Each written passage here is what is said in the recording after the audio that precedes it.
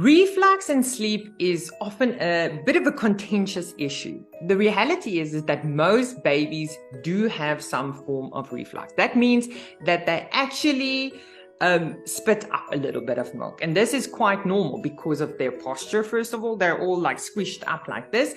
So it is very normal for air to kind of get trapped here in their throat. And as soon as they then elongate their spine, when you burp them, then that air comes out, including a little bit of milk that was on top of that air bubble.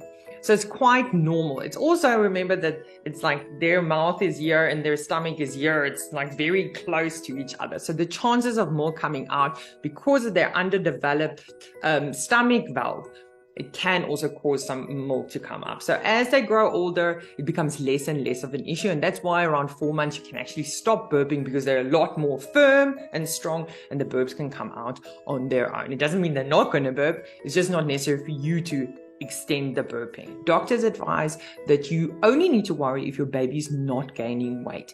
But of course, you will be going to checkups with your doctor and they will prescribe medication where it is needed. With us as sleep consultants, our routines are very reflux friendly. And we have 2 things we implement in our routines to help with all babies, also babies with reflux. Like I said, technically all babies have some kind of form of reflux. Some might just be a little bit more extreme and a little bit less extreme. The first thing we implement is what we call a sleep, feed, play schedule.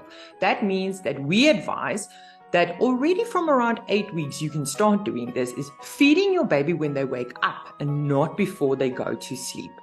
This, of course, helps because firstly, your baby, when they wake up, they actually have the most energy to help them take a proper feed. So that's the first reason. Secondly, it also helps obviously for that feeding sleeping association that we have to deal with as sleep consultants.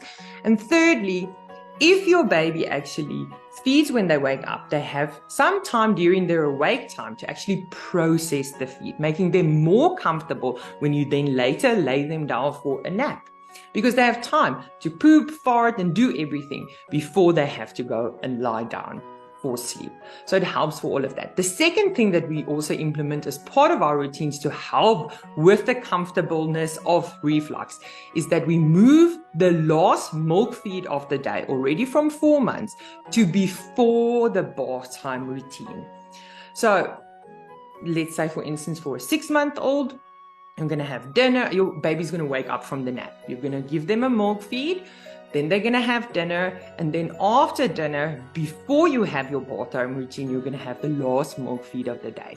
That means that they have a little bit of time before laying down to actually process the feed, meaning they bath, they get dressed, and then you put them down. I hope these insights helped you a little bit so that you know that sleep and reflux is possible. Good night.